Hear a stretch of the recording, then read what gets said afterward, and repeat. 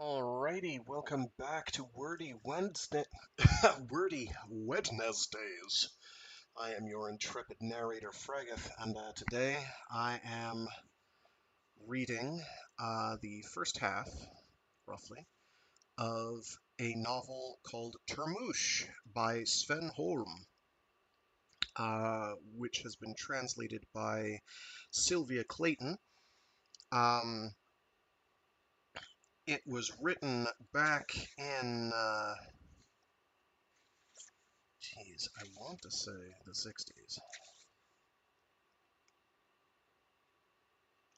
Yes, here we go. 1967. The translation was first done in 69.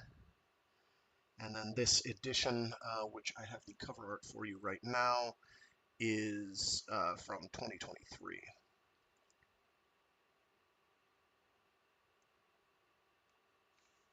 Published by, what's their name? Faber, I think? I don't know if mine is published by Faber. I know Faber has published it. Anyway,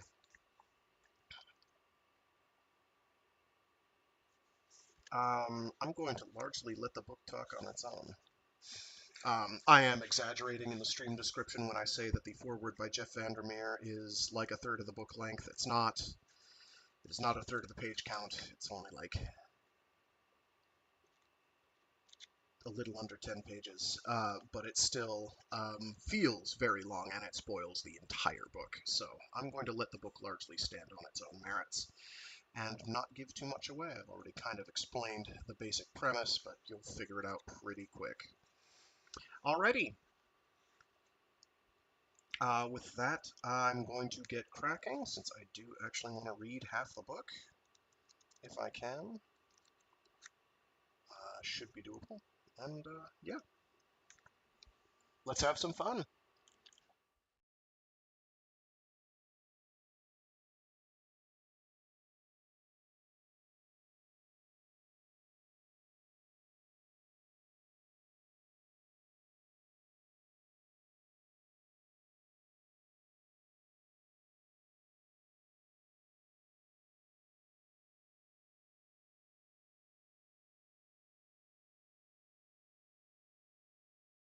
Termush by Sven Holm.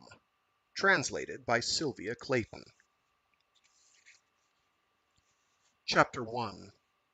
I've been installed in one of the rooms on the top floor here in the hotel. Everything went according to plan, just as it had been run through for us beforehand, on the lines explained in the brochures we received with our enrollment forms. None of us had expected that it would happen so painlessly. I mean that both literally and metaphorically. I had unconsciously thought in terms of something more drastic, a radical transformation, with every single object showing traces of what had occurred, the furniture and the walls changing character, and the view outside our window revealing a totally different world. Nevertheless, we feel the changes somewhere in ourselves. The state of panic and anticipation is over, and has been replaced by complete deafness, not just of the ears, but of the whole body. A sense of exhaustion or deep-seated dizziness. We cannot get up from a chair to go to the door without being aware of this, yet no one among us can control it. Everything has changed, yet we search for one single detail which has in fact been altered. It is like a wavering convalescence between sickness and death. The management has impressed on us that we ought not to feel secure. Even though we have stayed a sufficient length of time in the shelters under the hotel, even though all the offices, passages, bedrooms, and reception rooms have been washed down and checked by the security men, including the hotel's immediate surroundings, all the guests have been issued with a dosimeter and are obliged to enter up the amount of radiation they have received each day. Radiation meters have been put up all over the hotel, on the sunshine roof and on every floor.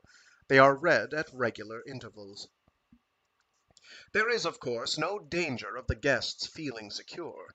When the management uses this expression, it is not because they are incapable of putting themselves in the guest's position, but because they choose simple, straightforward language, partly to reassure themselves and partly to remind us of the impersonal tone of the brochure. When all is said and done, management and guests are faced with precisely the same situation. The furniture in my room was stored for safety in the cellar, even the mirror, the bookshelves, and the prints on the wall. Everything was brought up, and the room was arranged before I moved in. A bed, a table, 2 chairs, a lamp, a wardrobe.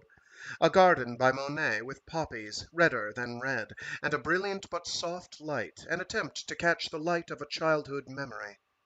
A head by Klee, blank as a mask, but cunning, gleaming like a huge melon, at once friendly and frightening.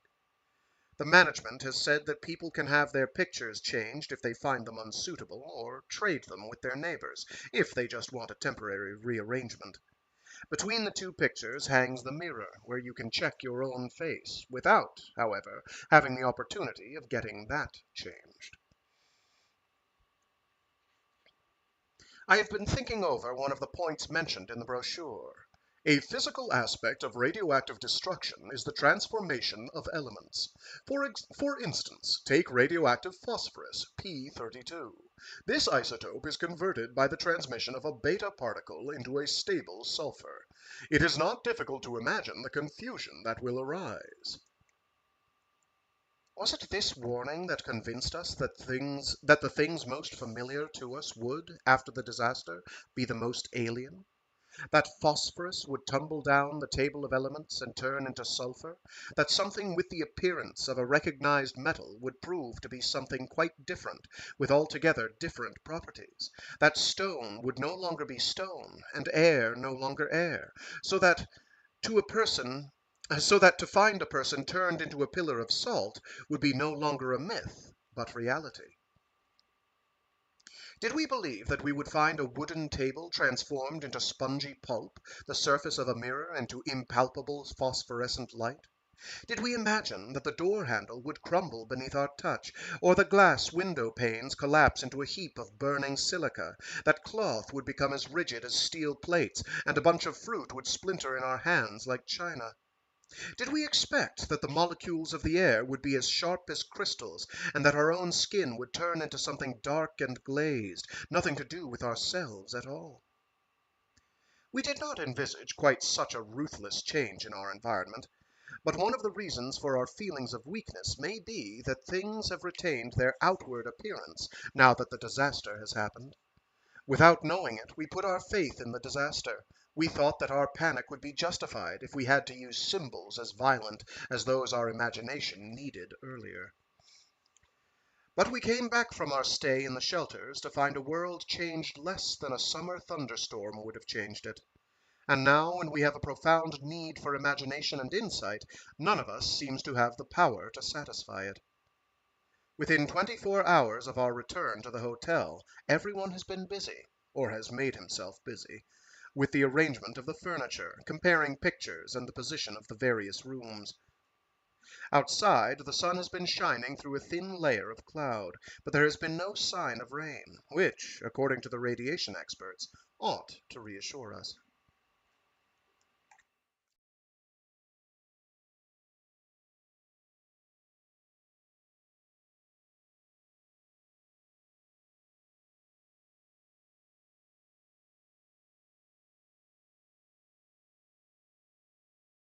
Chapter 2.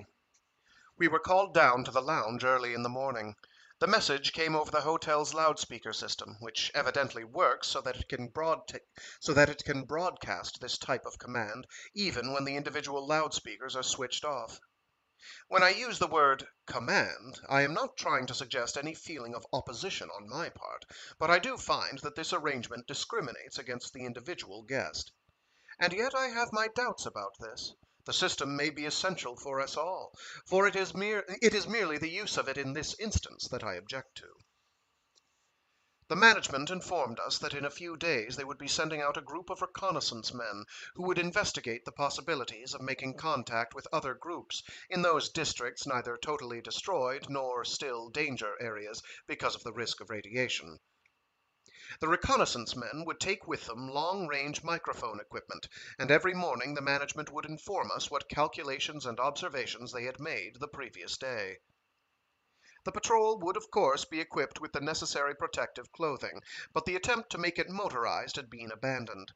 According to the last radio reports we received in the shelters, the entire highway network the entire highway network has been destroyed. There was talk of using small scooters, but these are really better suited to shorter distances, and the problem of fuel would be difficult to solve. The group turns out to consist of a radiation expert, a doctor, and a few volunteers, who, so far as I know, offered their services while we were still underground in the shelters. Quite naturally, younger men have been preferred for this assignment. Since what the group will find in the way of undamaged foodstuffs cannot be predicted, they are taking tinned goods with them, but because of the weight they cannot be given drink to last for more than a few days.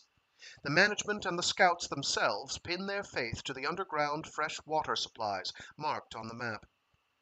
In my view, there is good reason to believe that these water installations have been destroyed, or, if they are intact, they will already have been used. The map showing the underground water storage facilities was sent out officially several years ago. It seemed to me, on the whole, that the group of scouts was rather optimistic in its judgment.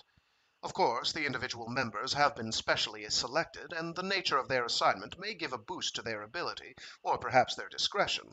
But on the other hand, they represent nobody but themselves, and if they were to do something foolish, the effect on the hotel's guests and management would be incalculable. According to the full plan, as presented in the brochure, it was intended to send out an individual group of reconnaissance men only if all forms of public communication had failed. But I thought it was best not to express my private doubts at the first meeting. One of the guests suggested that the reconnaissance men's reports should be transmitted direct via the hotel's loudspeaker system, and even though the suggestion was meant seriously, it aroused considerable merriment and shaking of heads. Of course, the idea was in itself melodramatic, but it is important that guests should suggest alternatives that can be discussed. The hotel doctor told us that he wanted samples of urine from each of us several times a week in order to compare the results with the recordings on the dosimeter. One of the women suddenly collapsed across the table in front of her in a fit of hysteria. She stared at the doctor when he wanted to help her, and continued to shake her head while she repeated that there was nothing wrong with her urine, that she would not allow her urine to be examined, and that there had been nothing in the brochure about this type of examination. She was quietly taken away, and the doctor gave her a sedative injection. I sought her out later, when I discovered that she lived in the room opposite mine. She lay there half asleep and wanted to hold my hand in her two hands, which were moist and warm, but her thoughts were tranquilized, and she no longer saw anything nerve-shattering in the doctor's announcement. She had apparently almost forgotten what had happened in the lounge. The woman's reaction is understandable. What is less understandable is the way the rest of us keep such an inflexibly stiff upper lip without relaxing in argument or giving way to laughter and irritation. Her outburst seems to me more natural than our self-control. It means that neither her imagination nor her sensibility is gagged and bound, as ours are. And I should like to question further whether we ourselves are in a fit condition to examine all the pros and cons about sending out the reconnaissance men, or to make decisions about our future existence. Whether we are not in danger of atrophy because we are inhibited from reacting outside the lines of the brochure. Whether we shall be able to master our own personalities, if we have suppressed those impulses that make us imaginative and active, irritable and insecure, but better able, when necessary, to make value judgments. I include myself in these observations because I go about preoccupied with the coppery green color of the carpet, which annoys me, and the noise from the room next door, which impinges on me against my will. The armchair is the only item of furniture in the room which gives me satisfaction. Even the mirror has a frame which makes it clash with the rest of the furnishings. All these details obsess me to a degree that makes me surprised and uneasy. My only consolation is that everything is still so new, that what happened can neither be comprehended by reason, nor has it yet been able to penetrate the subconscious.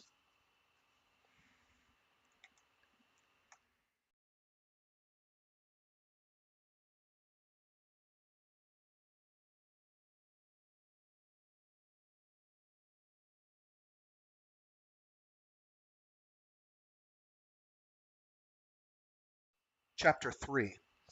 For the first time today, we were able to go outside the hotel.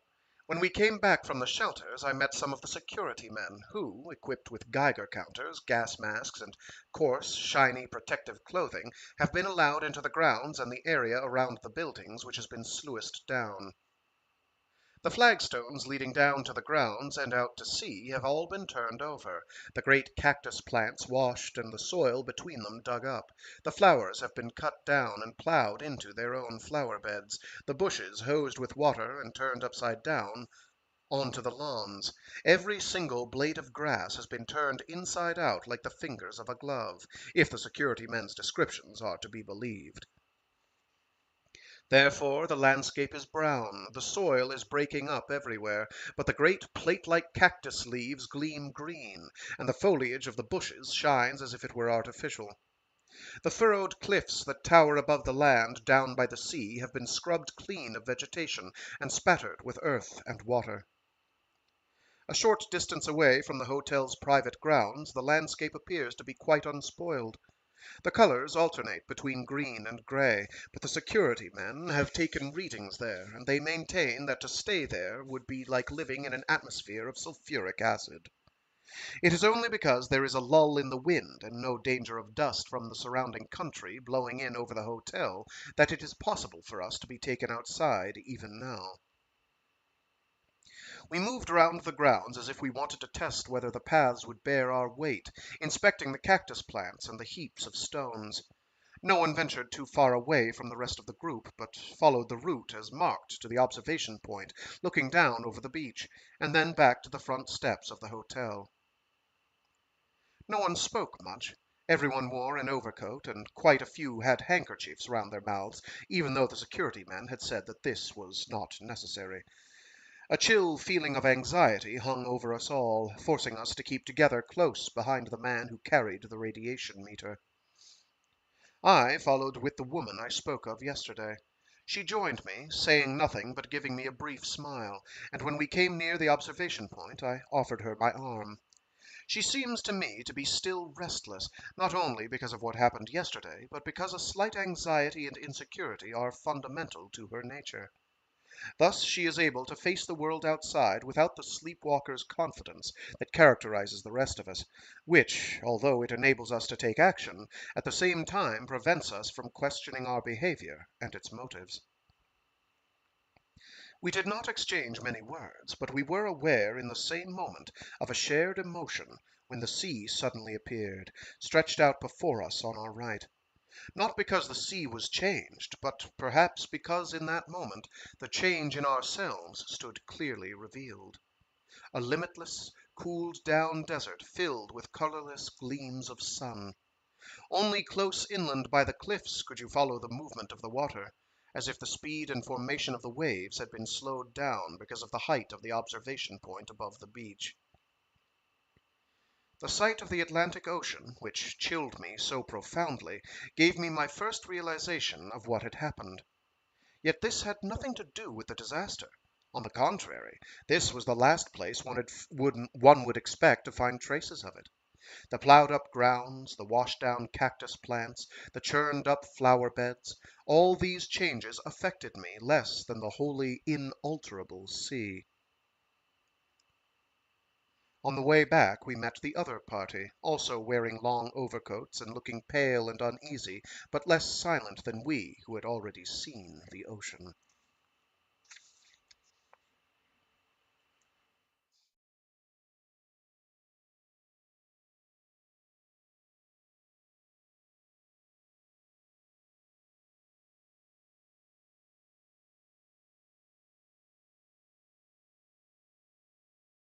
Chapter 4. The day we came up from the shelters, 4 people were found dead on the steps of the hotel. It was apparently not intended that the guests should be informed about this, but one of the security men let the cat out of the bag. He described how he was there when the corpses were taken away and buried. When the last one was lifted up, the hair fell down onto the steps, almost like a complete wig.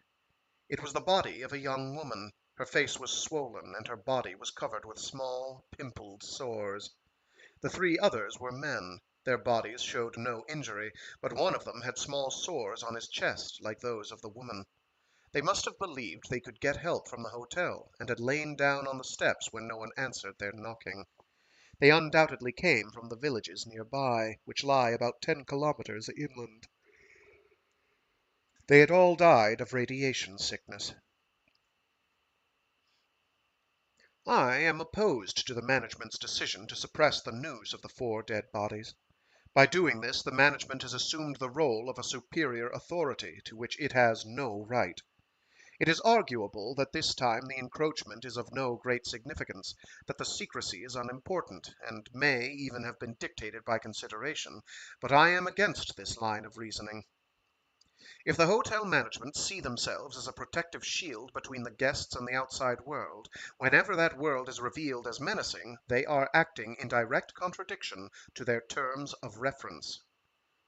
To be a guarantee of help in a situation which may well turn out to be total chaos, according to the unhelpful wording of the brochure, does not mean that to conceal the true facts becomes a duty.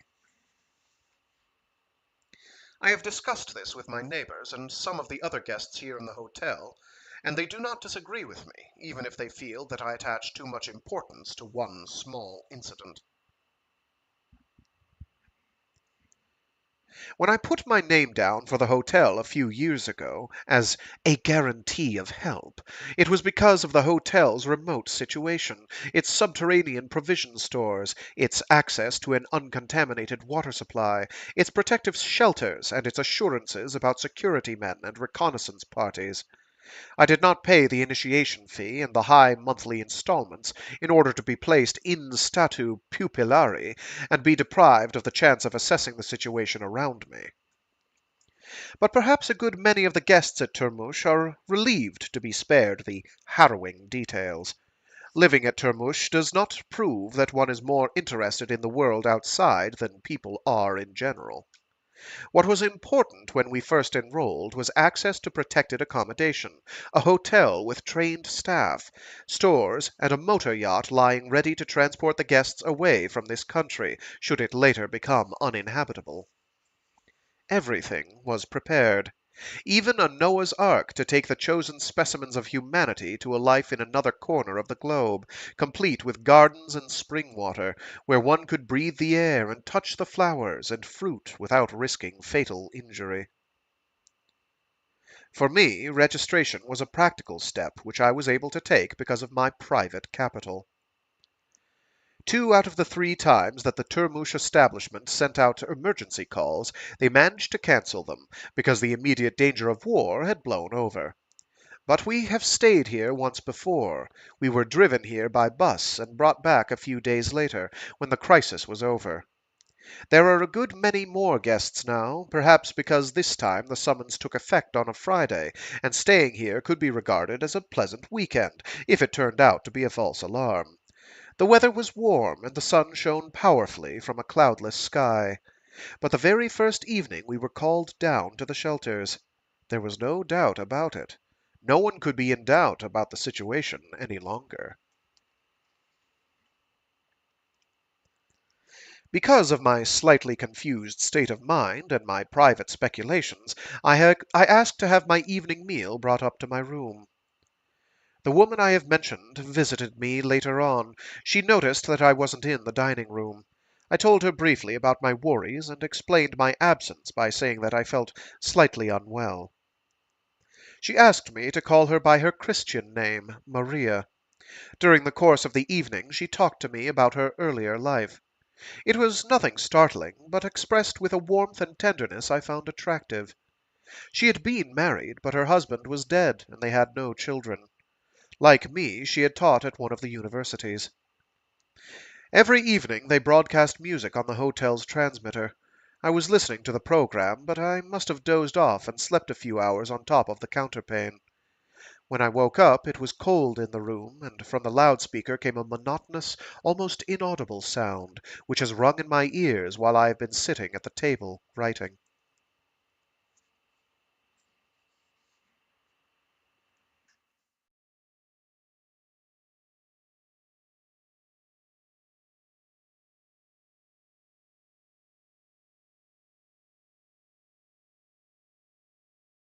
Chapter 5. The loudspeaker system was used again to summon us to a meeting, even though the time had been announced the previous day. The 4 reconnaissance men sat in the best seats in the lounge, dressed in their protective clothing. The meeting developed into a farewell to them, or rather a ritual designed to emphasize the solidarity between the reconnaissance group and the hotel residents. The reconnaissance men smiled gravely, as in the photographs of astronauts. Our reconnaissance men are envoys too, both serious, like the explorers of the past, and smiling, like the anonymous space pilots. A representative of the hotel management and one of the guests proposed the health of the reconnaissance men. The atmosphere was serious, but curiously bereft of solemnity. We are filled with a genuine concern, but this is at the same time uncannily wedded to our own private feelings. The attitude of the reconnaissance men shows the same ambiguity. No one in the party can express himself without pulling faces. On both sides we took up the positions of the day before yesterday. What has happened has burnt up everything permanently. We can expect no change in that situation. The world looks as it did in the second when the disaster struck. We, who remained behind, can move around the immense black crystal, but we are quite incapable of altering it. We gaze at the dark mass where buildings, streets, trees, hordes of people, wide stretches of country with farms and herds of cattle are set solid like flies in amber. A hand has gripped a bottle of beer, and one can no longer tell the difference between the hand and the bottle. One face has turned to another, and 2 faces are forever grafted together. 2 outstretched arms are ready to hold the child that is running toward them, and the child is ready to run to the outstretched arms. A kitchen knife is stuck in the middle of the loaf, even though the person holding the knife had thought through to the end of the slice. Water streams out of the taps, and the cars are piled up in the streets, and nothing of this can be changed. The world has spun full circle, and the survivors must exist without it. I understand our fear of getting involved in the disaster, and the days at Termush go by according to plan. The sun continues to shine, meals are served, and music flows out of the loudspeaker. The more we conform to type, the mirrors in our rooms show that we do conform to type, the more the world will be true to itself. Therefore, it is madness to talk about change. We are the living proof of this antithesis. But I am convinced that we can draw from this a quite opposite conclusion, and under these circumstances it is absolutely essential for us to keep informed about the disaster. At question time after the meeting, I raised the matter of concealment, as I had decided beforehand. The management rejected my question. They had already ensured that the security men would commit no more indiscretions. It was the duty of staff and management to clear away unpleasant things in the same way that it was their duty to maintain confidence and cleanliness. I had expected to get support from some of the other guests, but only one person stood up, and he supported the management's statement unequivocally. He was the man who had proposed the health of the reconnaissance team. He cast a few unpleasant remarks in my direction.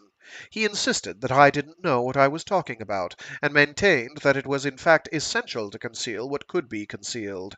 Indeed, an inspired lie could be preferred to a malignant truth. It was impossible for me to answer his argument, or rather I refrained from showing my opposition to it. My misgivings about the authority of the hotel management have not diminished. My misgivings about the authority of the hotel management have not diminished. When the radio reports of the reconnaissance party are delivered, one can no longer assume that they will be uncensored. Neither can one expect that the guests will resist this censorship.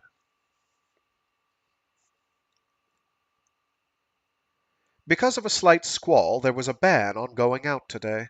Dust from the surrounding country is drifting in over the hotel, although only in small quantities. We had to say farewell to the 4 reconnaissance men through the closed windows of the hall.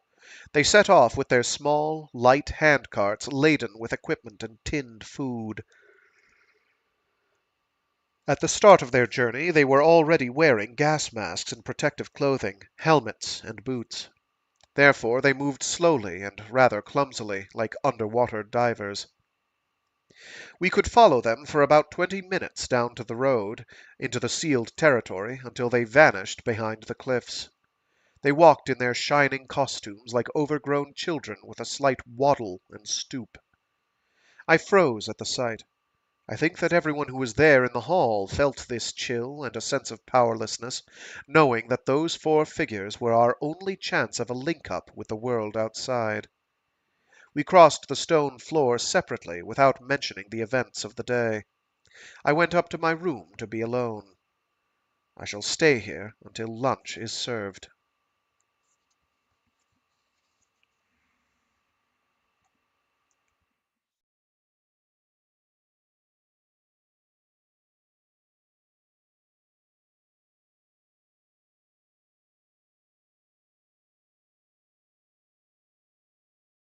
Chapter 6.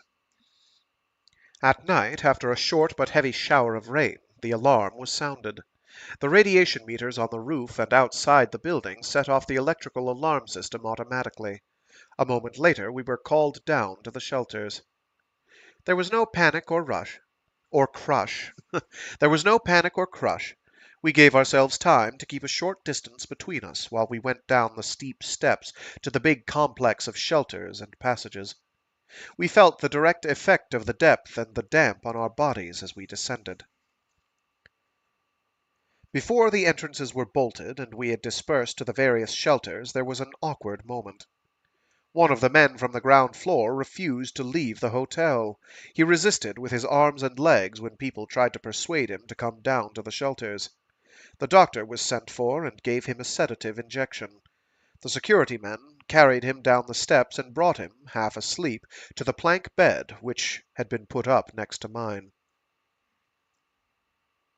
He slept uneasily, and the blanket slid off his body several times.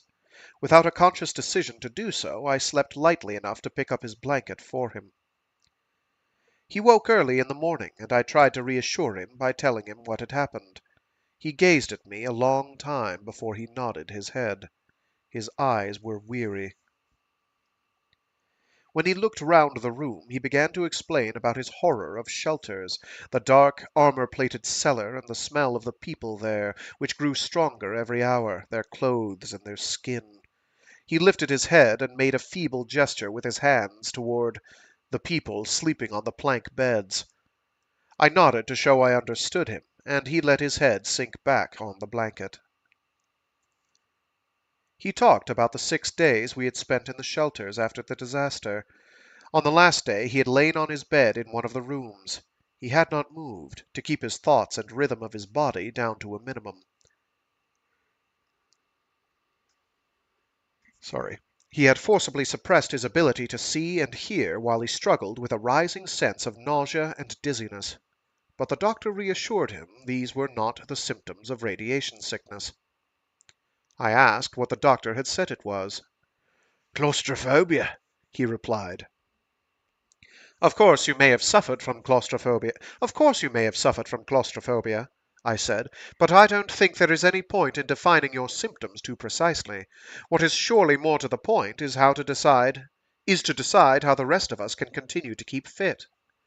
"Ah, you mean clear of radiation sickness," he said. "No, I mean after all we have experienced in the last few days. Or rather, all that we have been spared from experiencing, but which we know has happened." "I get it just the same when we are up in the hotel," he said suddenly. Or perhaps even more, because it is worst at night. It is as if there were an electric light bulb going round inside my body, in my chest, in my stomach, in my head and my neck. It prevents me from sleeping because all the time some part of my body is sore and lit up and cannot rest.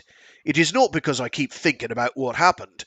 I don't have visions of the corpses or the shattered houses or the people who are still alive with burns on their bodies. But there is something that has changed in the last weeks. Perhaps it is something in itself.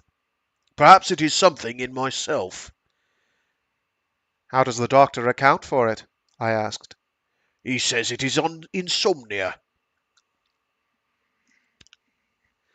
Just before we were called, I went out into the corridor. I met Maria.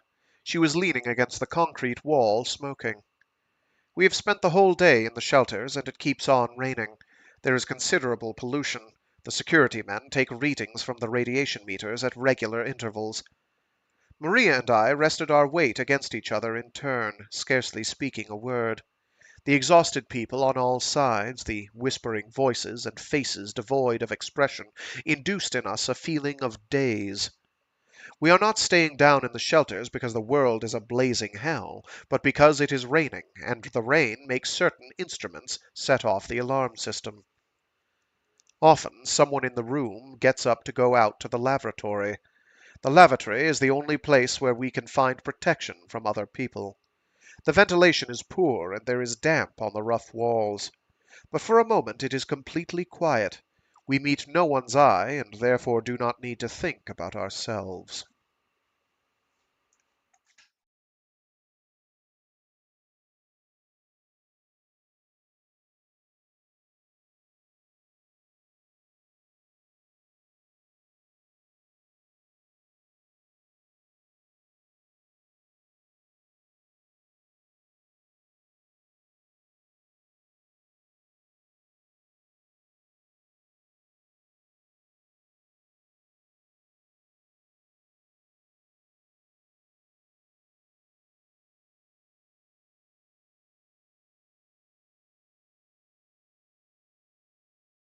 Chapter 7. In the morning we were called back to the hotel and our own rooms. The rain had stopped in the course of the night, and the security men had cleansed the buildings early in the morning. The wind had dropped. The damp was keeping the dust down in the country outside. The security men dig up the soil again, wash down the cactuses and the bushes, and investigate the intensity of the radiation with their Geiger counters. Their movements in their thick suits give no indication of the result. Not until they have conferred with the management do we get a report on the readings.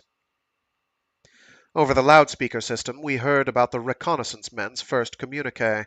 According to the short, abridged summary, the group has not encountered survivors in the villages, where only chickens and dogs wander about, stricken by radiation. The reporter used the expression genuine survivors, which seems to me both careless and repellent. I assume that he means those survivors who could live longer than a few days.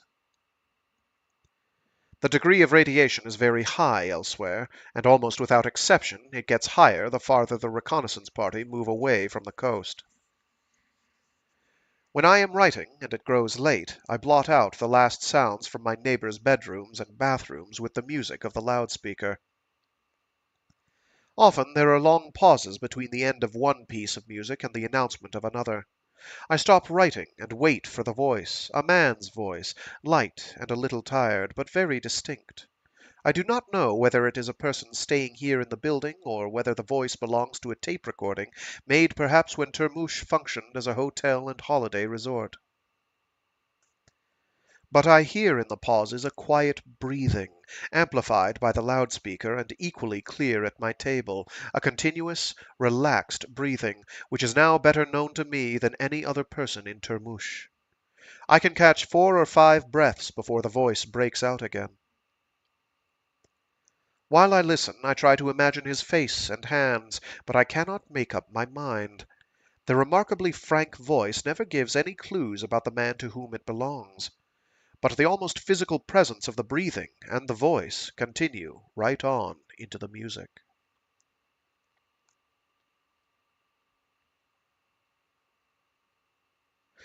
I want to write down a dream that I had 2 nights ago.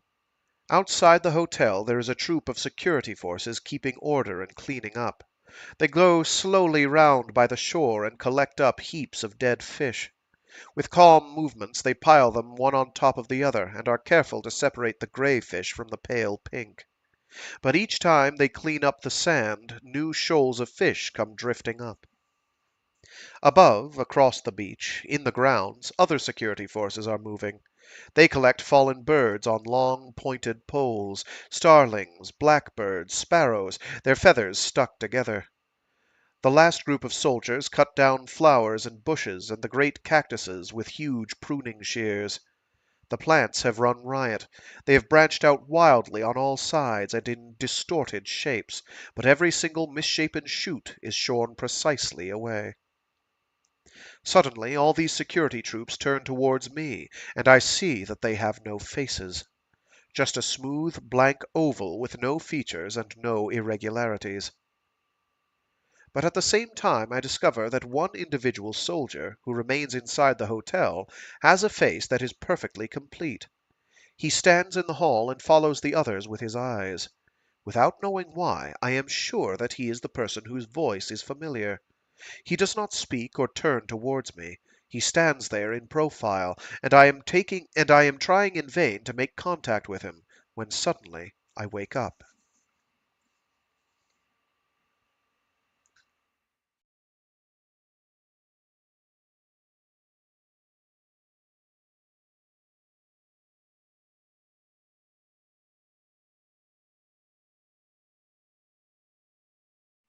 Chapter 8. At breakfast there was a disturbing incident. The management and the guests had taken their places in the dining room. I sat beside Maria, as I have done for the past few days. No one was in the grounds or the front hall. The food had just been served when the double doors were flung open and a wild-looking man dashed in among the tables. Before anyone could get up to support him, he had collapsed and coughed up a thin black fluid onto the floor in front of him. We stiffened in a half-stooping position, with our chairs pushed away or already on the move past our neighbors. Everyone remembered in that moment the instructions and warnings about touching anything. The response, half curiosity, half desire to help, was cut off in an instant. It was completely still in the dining room. One of the doctors went forward to the new arrival. As he moved, he put on a pair of thick, dark rubber gloves. When he came near the sick man, he gripped him by the shoulders and tried to avoid bringing the rest of the man's body in contact with his clothes. He supported him, arms outstretched, to the doors, which two security men held open. They disappeared into the hall on their way to the sick bay. When the doors were closed, everyone shifted slowly, as if moved by a common impulse, down to the far end of the dining room, away from the entrance, which one could only reach by stepping across the traces left by the stranger. Perhaps we imagined that these constituted a danger to our lives. To keep some unity in the group and relieve the awkward, troubled silence, we all began to watch with intense curiosity as one of the security men, who had put on gloves and a smock, dried and cleaned the floor, and, almost as if he were giving a demonstration, checked it with a Geiger counter. One of the 3 children, whom one hears only seldom when we are together, began to cry and would not let his mother touch him when she reached out to him. No one seemed inclined to sample the food on the plates, perhaps for fear of contamination, but also because the incident had taken away our appetite. Some people took a piece of bread with them in their hands, and we went out into the hall or the lounge, where we stood silent or spent our time pacing up and down beside the windows. I fetched a chair for Maria and sat down on the arm. I felt her shoulder against my side. Neither of us spoke a word. Later, the doctor came into the lounge and told us that the stranger had been examined, and his clothes had been burnt to rid him of direct sources of radiation. His weakened state was mainly attributable to the fact that he had not eaten for more than a week. But it was still too early to make a diagnosis. He might be fatally stricken with radiation sickness, even though he now appeared basically healthy. Just as the doctor was about to leave the room, someone asked a question. "How many sick people can reach Termush, doctor?" I did not manage to see the speaker or find out in which group he was standing. I saw that the doctor checked his movement toward the door. The varied implications of the question became apparent to us. Concern for the injured, consideration of their chances of survival, then, more strongly, primitive fear lest Termush should become infested with sick people. The man said that he was the only survivor in his village who had the strength to get to Termush, replied the doctor. So it is generally known that this place, began another voice. I think it is best that we should help the injured, the doctor cut in. He turned and went abruptly out of the room, and the guests dispersed. I saw the details of the lounge decor with remarkable intensity. The faded leather chairs, the lithographs of old castles and mountainous landscapes behind their shining glass, the heavy ornamentation of the ceiling and the dark red paper on the walls, a kind of imitation tapestry. The little rugs that are placed under the occasional tables, and the big table for playing cards or discussions. When I went upstairs with Maria, I discovered a mosaic pattern in the stone floor of the hall, a surface where dark and light were shaped according to plan. The groove of the banister rail opened like a miniature chasm under my hand, and the rough treads on the stairs sounded noisily under my feet. Suddenly I was startled by the unnerving number of identical doors, the great pictures which stand and gape, empty of flowers, and the blazing blue carpeting which seems to rise up slantingly along the length of the corridor. Here, too, there are pictures on the walls, but of a different genre. Photographs of hotels on the coast, in varying countries and varying landscapes, but all of them having in common big, dark, rather old-fashioned buildings with endless grounds overlooking the Atlantic Ocean.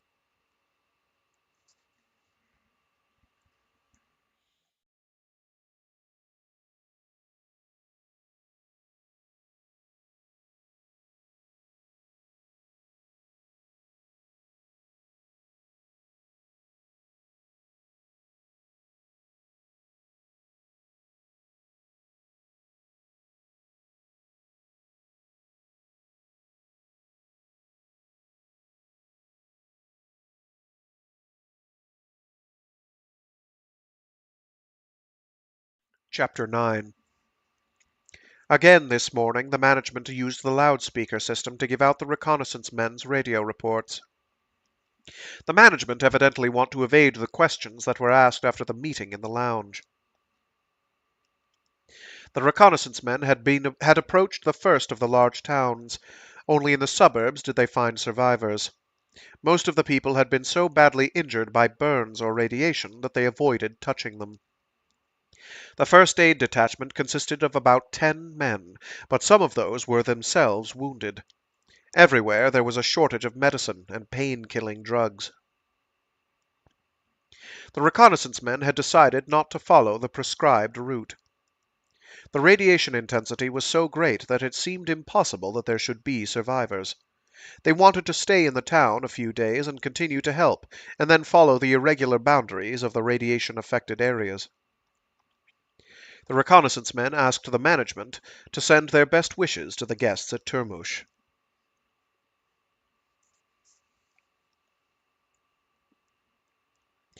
The stranger who burst into the hotel yesterday came, so to speak, into circulation in the lounge after lunch. He had recovered to the point of being able to eat at table, and answered all questions in a subdued but willing manner. During the course of the meal he suddenly stood up, stiffly erect, and thanked the hotel's guests and management who had made it possible for him to survive.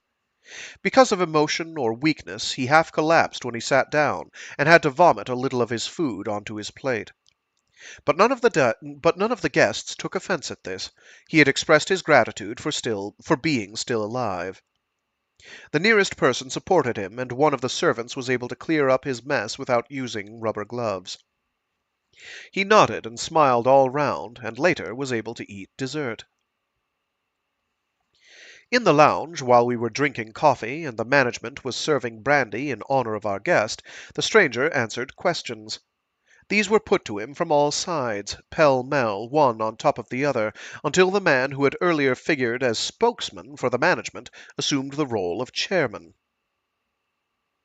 The stranger, forbidden by the doctor to drink brandy or coffee, preserved his tired smile while the guests sounded him about his thoughts on the way to Termush. Whether he had been anxious about his reception here, and whether he had been surprised by the good conditions at the hotel. He answered briefly and in a weak voice that he had not thought about Termush when he fled. He had only a feeling about which direction he should take. He had not speculated about his reception, because any kind of reception would be an improvement on the situation he had left. Only now he felt well enough to understand how kindly he had been received, and how good conditions were at the hotel. When he sank back wearily onto the chair for a moment, the doctor got up and told him to go to bed, but the chairman laid a hand on the doctor's arm and said, "One moment, Doctor. Let us see if there are any more people who want to question our guest."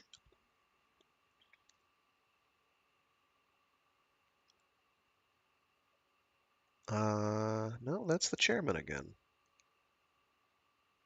"There don't seem to be any more," said the chairman, rising to his feet.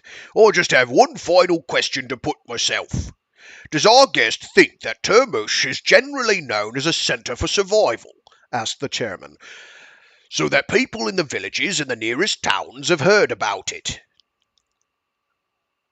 The sick man nodded. "I think they have all heard of it," he replied calmly. "That was all," said the chairman, stretching out his hands, "so we will just bid our guest welcome.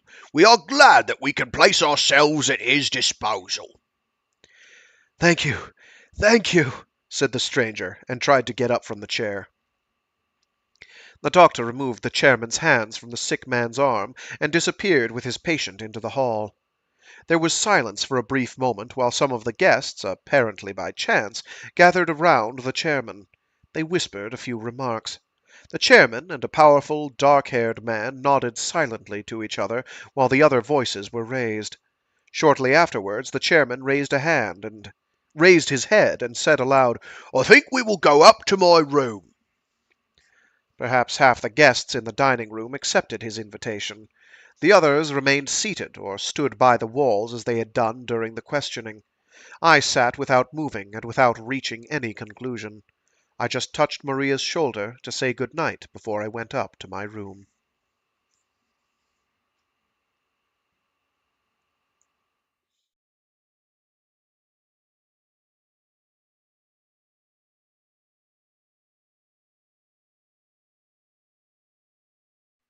Chapter 10. We expected to find a world completely annihilated. This was what we insured ourselves against when we enrolled at Termush. No one thought about protecting himself against the survivors or their demands on us. We paid money to go on living in the same way that one once paid health insurance. We paid money to go on living in the same way that one once paid health insurance. We bought the commodity called survival, and according to all existing contracts, no one has the right to take it from us or make demands upon it. And suddenly the stranger appears and expects us to share in our protection.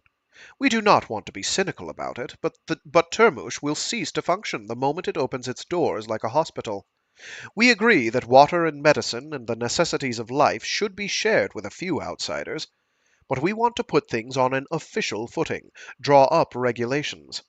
10 of the wounded can spend the night in the shelters on the understanding that they evacuate the protected area if the guests have need of it. It is essential for us to look ahead. The first guest will not be the only one. Sentimentality or uncertainty will not help the stranger, and could prevent the inhabitants of Termush from surviving. After breakfast, the chairman and two of his... Excuse me.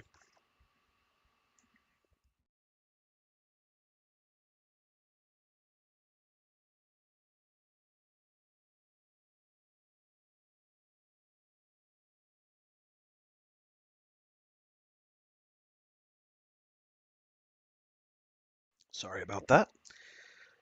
After breakfast, the chairman and two of his associates went round with lists collecting signatures. They went from table to table using written or verbal arguments, according to the temperament of the person concerned. Come on now. I don't know why my diaphragm is rebelling. They went from table to table using written or verbal arguments, according to the temperament of the person concerned.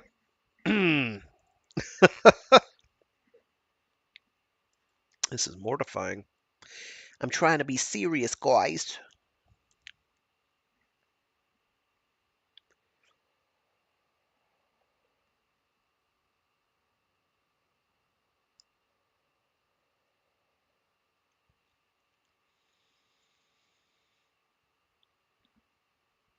They went from table to table using written or verbal arguments, according to the temperament of the person. I cannot get farther than that. According to the temperament of the person concerned. They wanted to demonstrate to the management the resident's point of view. Many of us took exception to the petition, but it caught us off guard. It's getting worse. When the names were counted up, it appeared that over half the inhabitants of Termush had signed.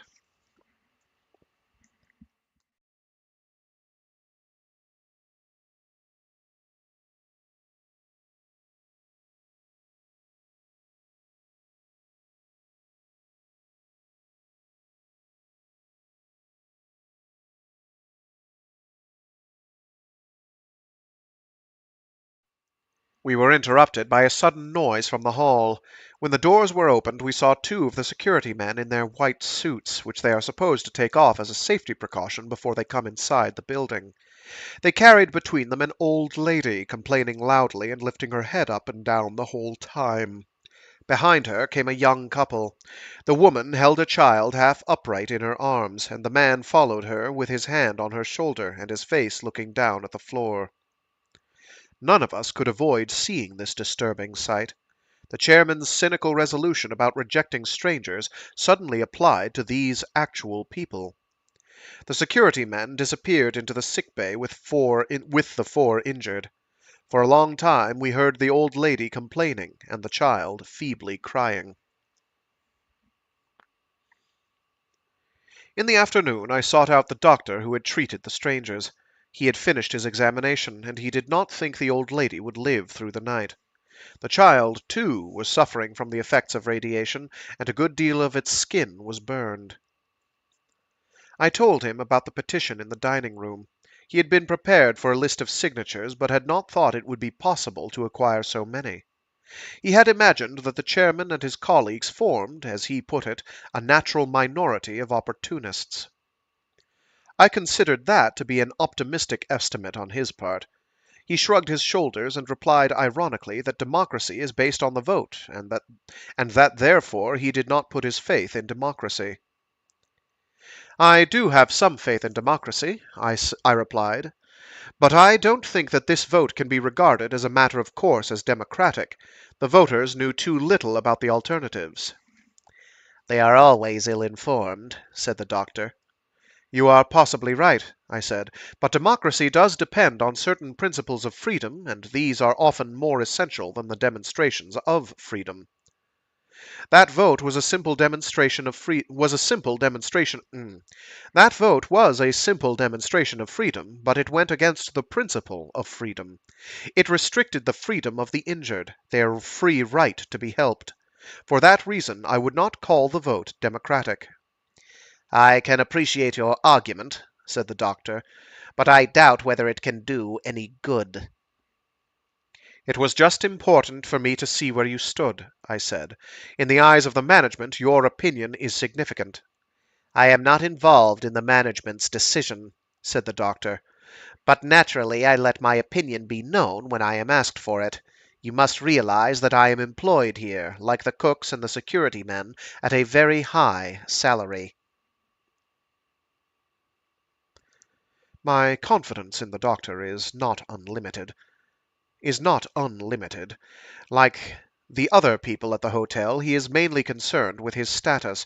He is established as chief medical officer, and the rest of us have the status of residents, and therefore argue within the limitations prescribed for paying guests. Thus we each fulfill our respective roles, so that the world will appear as it was before. Your duties extend no further than your rights. I am opposed to this view. I am convinced that other people in the hotel are too. So far, only the chairman has started things moving, but the distance between his arguments and action is a short one, unless there are obstacles in the form of doubts and reservations. I am convinced that the doctor and I will agree when more is at stake than an old-fashioned academic discussion argued from two positions in the same room.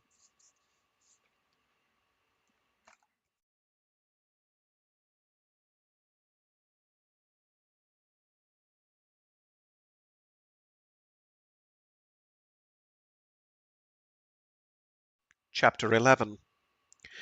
The management has replied to us. The management has assured us that under no circumstances will they make inroads on the store of provisions which is reserved for the guests. The management has no difficulty in understanding the feelings of the guests about the injured. It is natural that they should want to help them, but it is equally natural that they should not want the place to be overrun by strangers. The management believes that we can all agree to accept a reasonable number of those in distress, with the proviso that the guests' rightful possessions remain intact. The management realizes that the harrowing sight of the injured and distressed people must be a strain on the guests. This they have taken measures to prevent. One of the security men has orders to patrol the neighborhood, the outskirts of the grounds, and the drive at regular intervals. If a number of strangers appear, asking for help, one of the screened doors in the side wing will be used as an entrance in future. In the lounge I spoke against yesterday's resolution. My statement was supported by Maria and some individual guests. The chairman jumped up and used the full force of his rhetoric to prove me lacking in a sense of reality. No one wants to help more than I do, he said. But at the same time, I look the danger of disaster straight in the eye. A few days ago, we were told that the group of reconnaissance men had stopped in a strange town to help with clearance work. I see that as a danger too. We have placed our whole confidence in these reconnaissance men, and if they are not giving us full-time service, where are we to turn? How are we to preserve our means of survival? For a moment there was a slight disturbance where the management was sitting. People leaned over each other, made signs with their hands, or shook their heads. And then one of them stood up to speak, prompted by the others. According to the latest reports, the reconnaissance men are still in the distressed town, but they have received information that can set them on the trail of other survivors or places in the country where the damage caused by fallout or direct destruction is so slight that they can be inhabited. The management understands the guests' impatience, but appeals to their confidence in the reconnaissance men's cooperation and to their trust in the management itself. No one asked leave to speak after the management's reply. The chairman's total lack of consideration seemed to have silenced his opponents. But his powerful obstinacy, his primitive blend of cunning and stupidity, attract supporters to rally round behind him. I build up in my imagination a satisfying mental picture of the chairman as a Roman charioteer, coarse, stiff-backed, standing on his chariot, holding the reins of many horses in his left hand and a whip in his right, thinking only about driving the other chariots into the ground.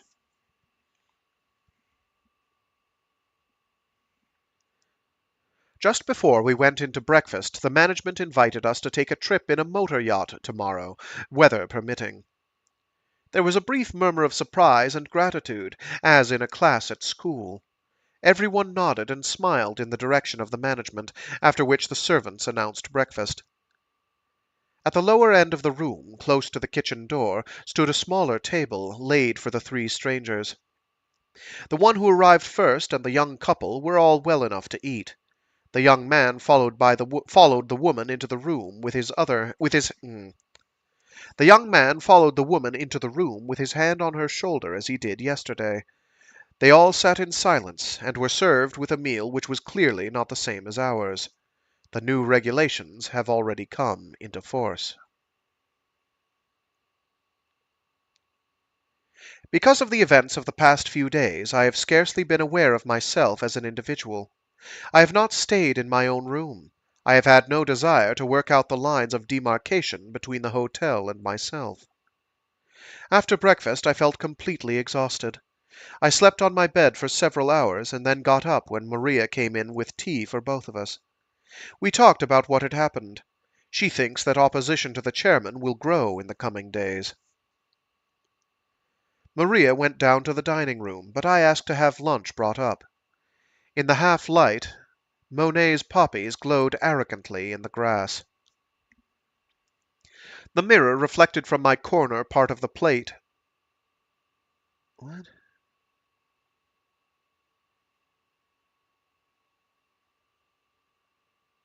Oh.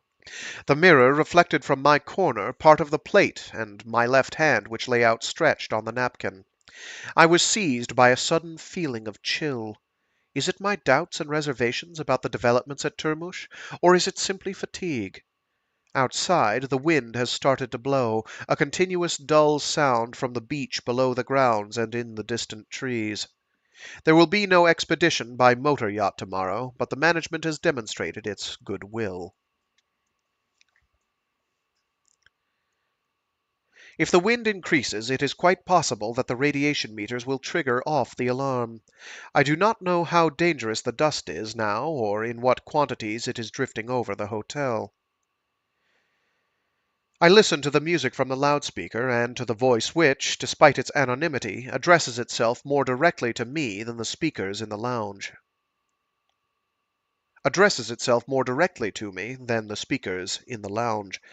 It is as if this voice were purely and simply self-contained, as if it referred to nothing outside itself, unlike the other voices in Termush. In the evening I heard a faint, suppressed cough between the announcements. I take this as a sure sign that the voice belongs to someone here in the hotel. In a tape recording, a fault like that would have been cut out. During lunch, it is completely quiet in the corridors. I listened to the loudspeaker and opened my door. I could not hear the faintest sound from the dining room. Suddenly, I feel I am in the space between two breaths, in the moment of time it takes to stretch out a hand to another person, in the second when the heart beats and braces itself to beat again. I stand and wait with nothing to wait for. Am I on board a ship at sea, in a house in a park, in a town in a country? Is nothing changed? Can everything be swept away as a dream is swept out of the conscious mind in the morning? I turn back and go into my room to wait for Maria.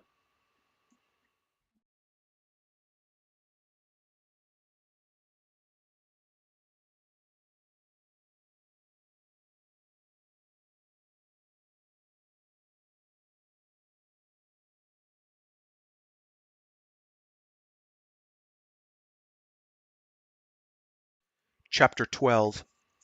Late at night the alarm went off. It was not raining, but the wind was blowing in dust from the contaminated countryside round about, and the maximum limit was exceeded. The continuous, almost physical sound of the alarm had not lasted long before doors were opened, and the guests, wearing overcoats over their night clothes, or half-dressed, carrying their shoes in their hands, pressed forward one behind the other on the way to the steps. It is more the disturbing sound than the actual warning which creates the first wave of panic.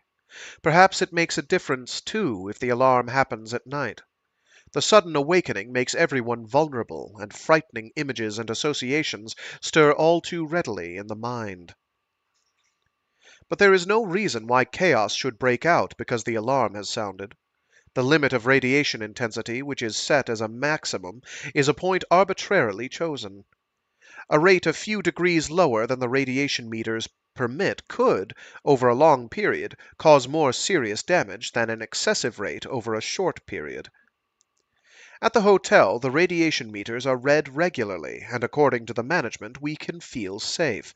But who weighs all the shades in the balance, all the small organisms that accumulate in the body? There is no need to panic because of the alarm. It is not that which heralds disaster. I have not made these observations to show my opposition to the management, which does all in its power to reassure us with its alarm system and security men. The management has exploited our wish for infallible systems. Here there is water, there is land, no one can make a mistake. Up to this line there is no danger. On the other side of the line waits certain death. Therefore the alarm wails, and the guests flee from their rooms with their clothes fluttering around them.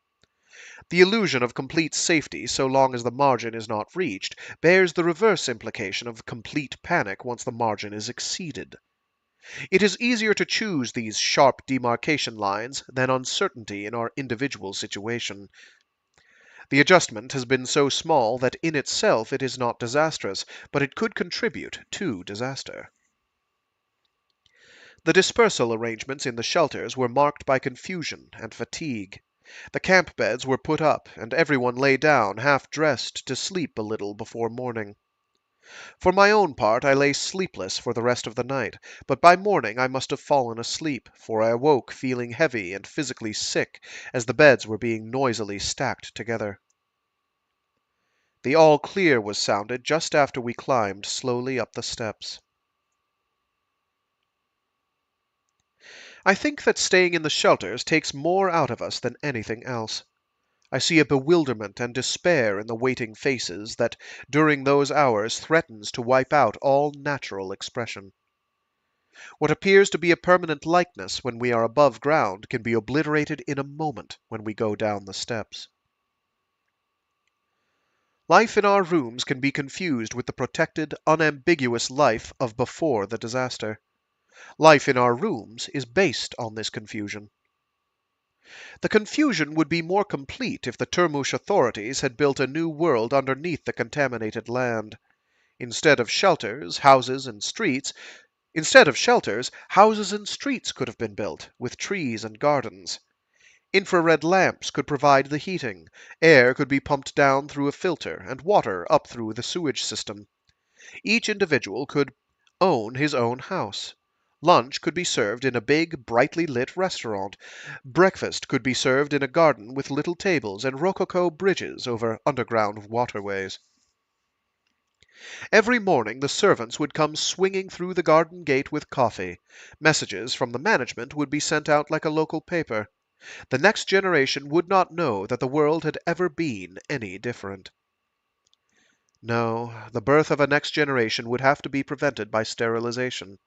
The system would work so long as the paid manpower and the underground provisions, both originating in the old uninhabitable world, could last out. One could make no calculations for the next generation.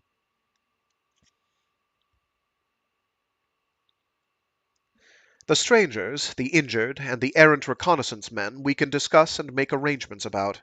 They penetrate our consciousness, but they do not change in any way. We hold meetings just as we always have in political societies and discussion groups.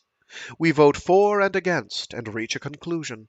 It is like a rather crudely managed game. In the shelters we cannot assume any role. We sit there as if we were refugees. When the all clear is sounded, and we drag ourselves up the steps, our count of red corpuscles has already gone down.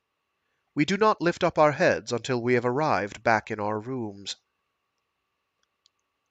I knew that Maria was sitting at her table waiting for me to come, but I had not the strength to get up from my bed.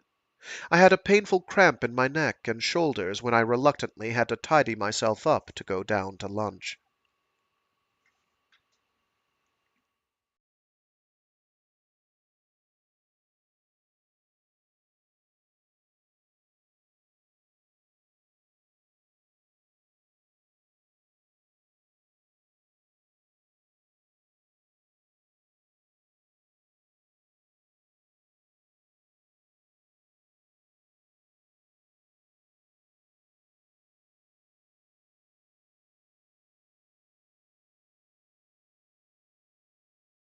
Chapter 13.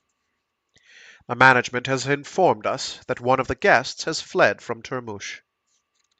Yesterday a rumor went round, and I paid no attention to it. Nobody knew the deserter or when the flight took place. I put down the story to the phony excitement after we came back from the shelters, the nervous tension expressing itself in exaggerated anecdotes. The rumor was retained with a strange enthusiasm, more as a stimulating piece of news than a tragic event. The refugee is the man that I talked to one night in the shelters. I have only just remembered that his face was missing when we were all sitting there together on chairs or benches early in the morning. He fled shortly after the alarm sounded. During the past few days he had collected some provisions. He knew that he did not want to go down to the shelters again. In a farewell letter he describes in detail how he dressed himself in an overcoat and a pair of stout boots to protect his body. He thinks that he has food enough for 8 or 10 days. I do not know whether he has written the letter to reassure the guests at Termush or to convince himself that flight is feasible. He may have said other things in his letter, perhaps about conditions in Termush, but the management did not wish to reproduce it. According to their account, he himself referred to his fear as claustrophobia, but I am convinced that he used the word in a far broader sense than we are accustomed to. Without talking about it, perhaps without being conscious of it, he reacted against this enclave, this closed compartment cut off from the world. He had not wished to, or had not been in a position to, resume the interrupted game of make-believe that nothing had happened. He felt cramped by the restrictions of the place, the rhythm of the day, the petty bickering at the meetings, and the unacknowledged fear which rears its head when we are down in the shelters, and which, like nakedness, we conceal. This is the meaning of the word claustrophobia as he applied it to himself, or, more accurately, it is against this that his body reacted.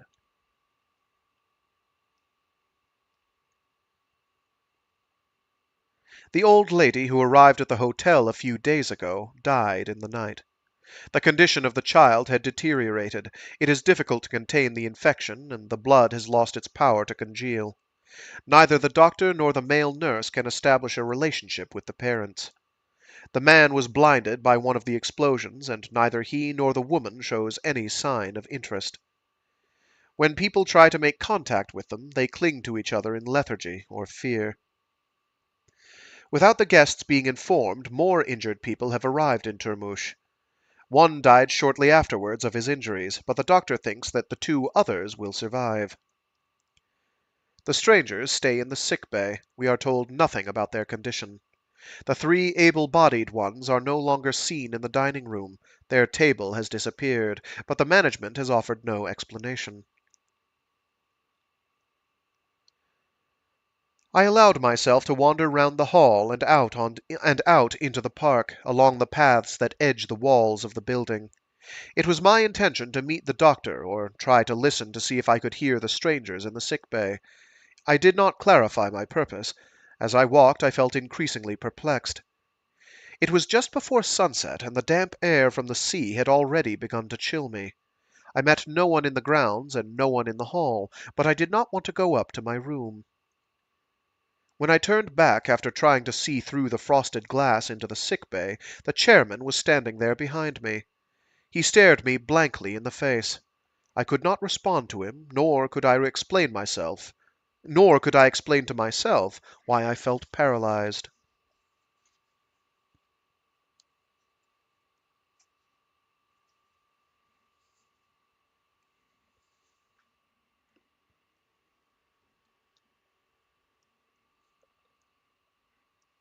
Chapter 14.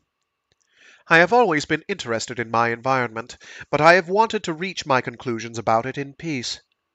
I have stressed a person's right to observe and clarify his thoughts without being obliged to intervene. Intervention could prevent free observation. It meant that one was no longer unprejudiced or open to all points of view.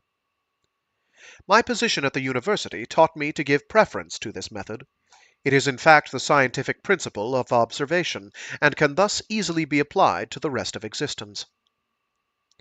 I wanted above all to avoid oversimplification, and individual action appeared to be a form of simplification. In the past few days I have seen the basis of my conceptions become changed. To my own surprise, I suddenly want to intervene, not to observe, but to try to alter the course of events. I want to seek out the doctor. I want to set up a committee, a group of enthusiasts who can take up a joint attitude to what happens. We could ensure that the chairman was not the only motive force in Termush. I am sitting at my table making these notes. The exercise makes me for a moment tired and slightly dizzy. All my ideas about how to act affect my body like strong drink or a fall in the barometer. I know that I am no longer young, and that weakness of will can appear as flabbiness in the muscles of my body.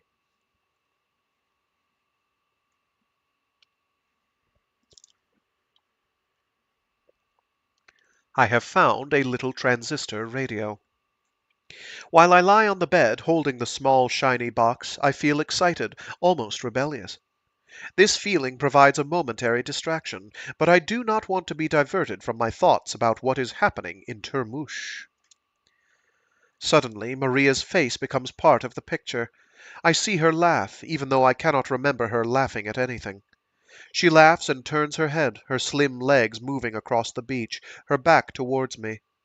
Her coat swings lightly, and she has something in her hand as she draws further and further away from where I am standing. The sun strikes a glitter from the surface of the sea, and the light affects her outline like an unstable acid, threatening to obliterate it. But she passes through the field of light and continues along the beach, very small, sharply defined, so far away that I can no longer distinguish the color of her hair, and I cannot see if she suddenly turns towards me.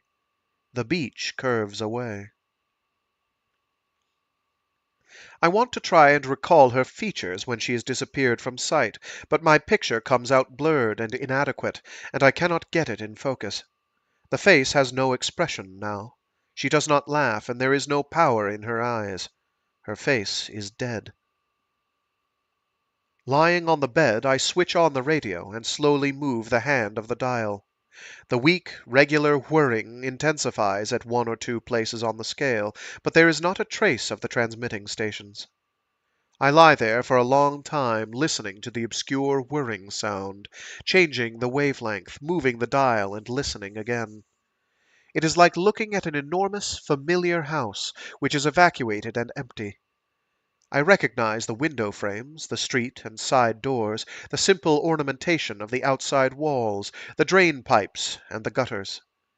But in the windows the panes are missing, and behind them yawns an empty space.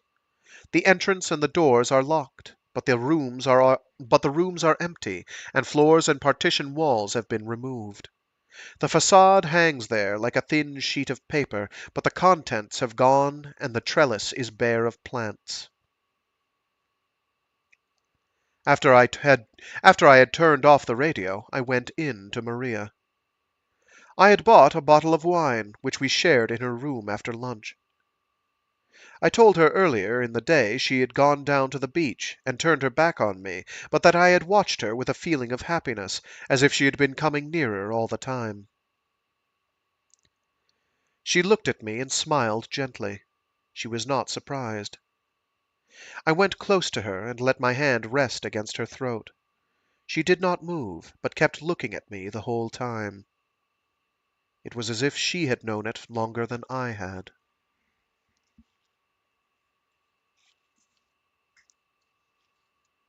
And with that, I'm going to call it. We will read the other half of the book come next Wednesday.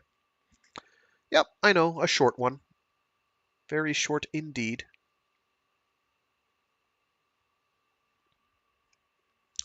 It's a short book in general, but very lyrical, very self-contained. You'll notice some casual passing similarities with, what was that one short story by our good friend Cory Doctorow? in the Radicalized collection, the last story in that one about the group of survivalists wealthy survivalists who build their apocalypse bunker, and everything goes to hell in a handbasket. Well, this is not totally dissimilar.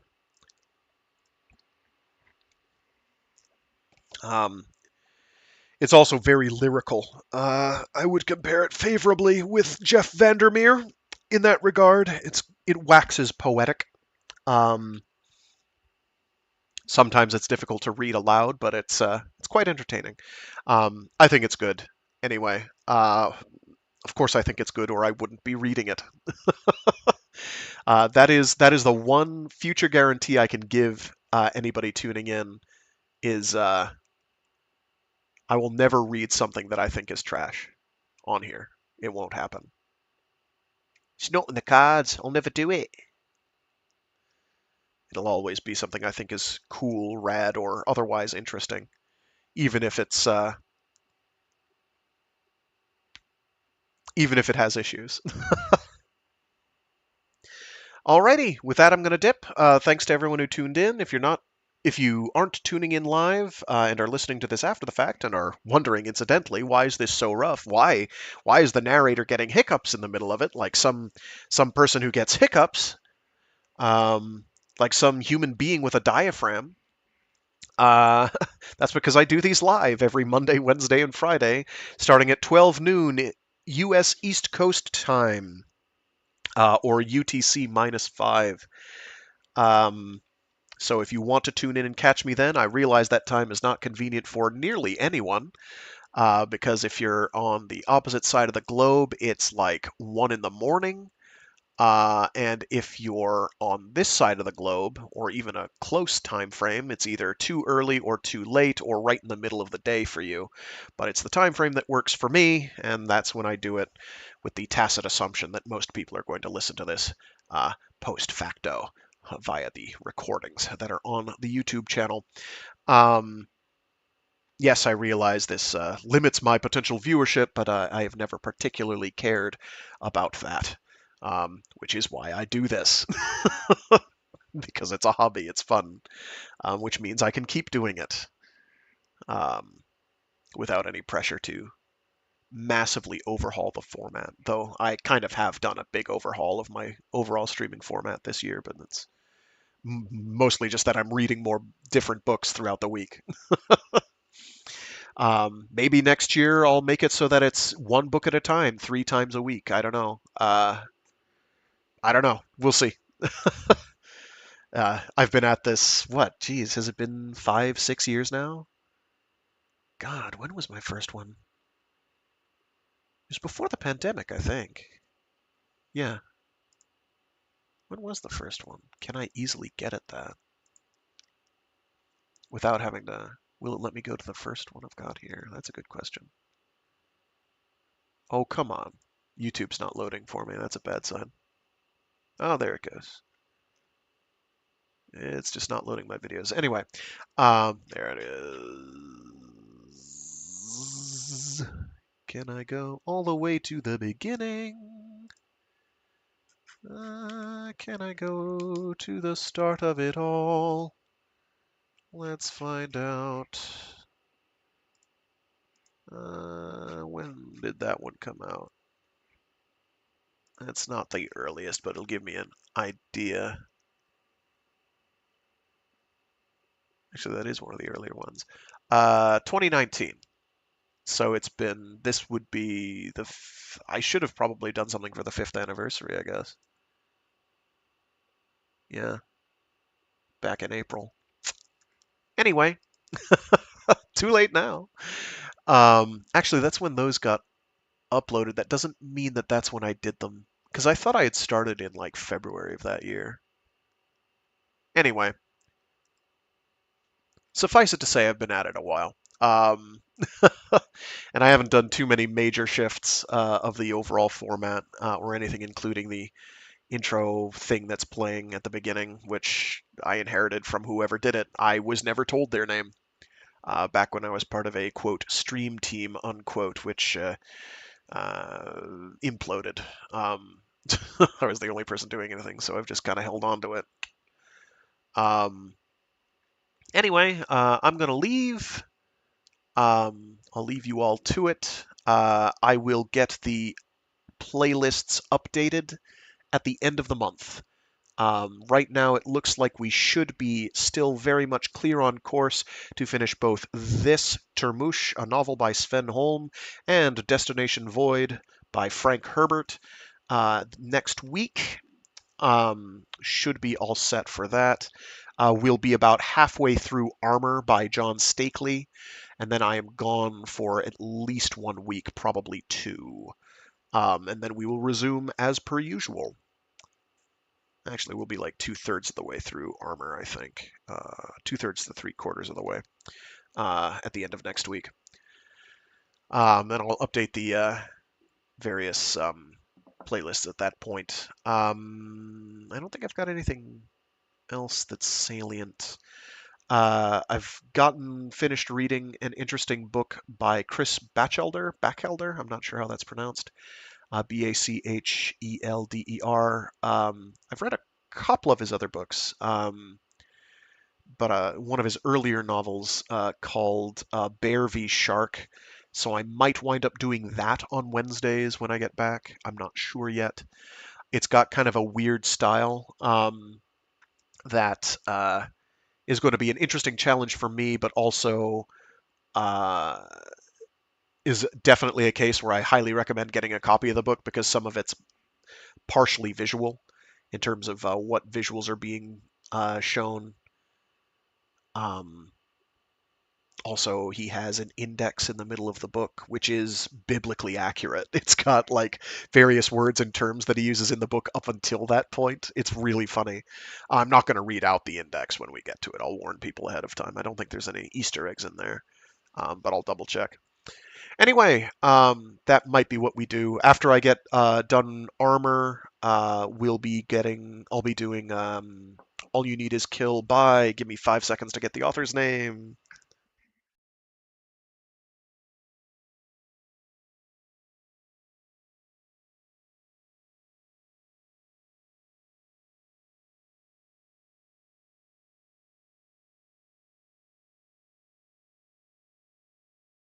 Hiroshi Sakurazaka.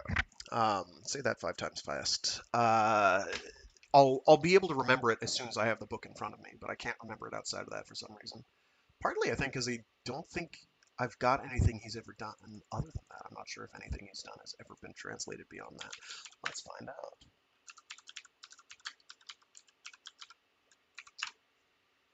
Anything else been translated?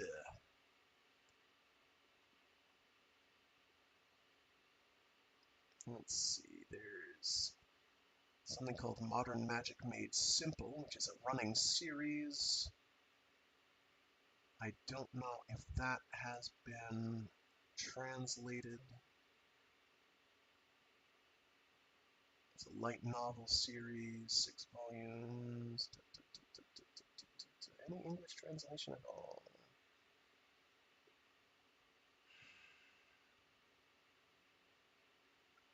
Not seeing anything for a translation of that. So it's the only thing I know by him, so that's why I don't know their name. Compare contrast to Chohei Kambayashi, who did the, which I also want to read on stream at some point, who did Yukikaze.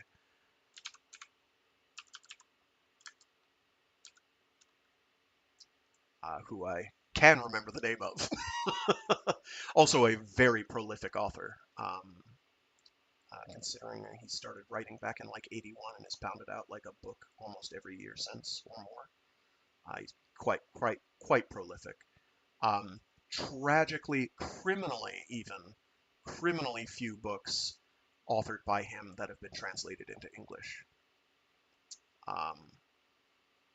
At least to judge by Yukikaze and Good Luck Yukikaze. I desperately would like the rest of that series to be translated. Thank you very much. I have needs, okay? I have needs. Please? They didn't sell. I'm pretty sure they didn't sell worth diddly. Which is a crying shame because they're really good. If you want some good philosophical mind-bending science fiction that'll kind of mess with your head a bit, a la Philip K. Dick, I highly recommend reading Yukikaze. And Good Luck Yukikaze. Good Luck Yukikaze is where like things start taking off. Haha, pardon the pun. Good Luck You. The first one has a bunch happen, but like that one turns it up to 11. Things get crazy fast. And I can only imagine they get weirder in the third, and now I think there's a fourth novel. Anyway, I'm gonna dip. I am going to dip. I will see you all later. Thanks again. Stay safe, stay sane, and be decent to each other. Until next time, toodles.